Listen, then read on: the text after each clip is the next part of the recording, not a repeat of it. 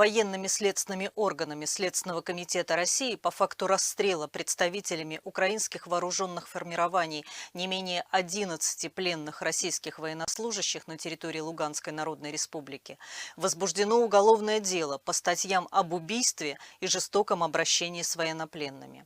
В настоящий момент следователями принимаются меры к установлению лиц, совершивших преступления, а также идентификации тех, кто снимал жестокое видео расправы над безоружными российскими военными, получившее широкое распространение в сети интернет.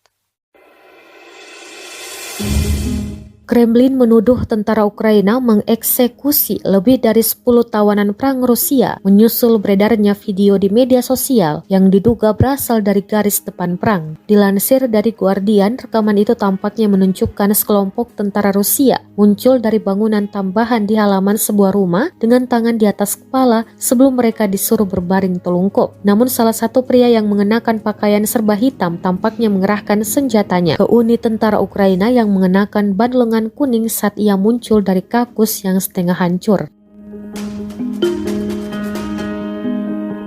Rekaman itu yang tampaknya diambil oleh seorang tentara Ukraina menunjukkan bahwa semua orang Rusia, termasuk mereka yang berada dalam posisi tengkurap, tewas dalam kekerasan yang terjadi kemudian. Setidaknya ada 12 mayat.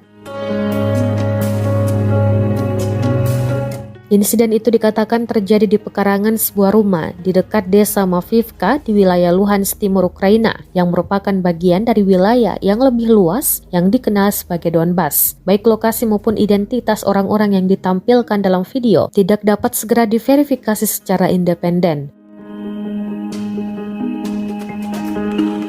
Kementerian Pertahanan Ukraina tidak menanggapi permintaan komentar. Seorang juru bicara Kementerian Pertahanan Rusia mengatakan bahwa pembunuhan brutal terhadap prajurit Rusia ini bukanlah yang pertama atau satu-satunya kejahatan perang.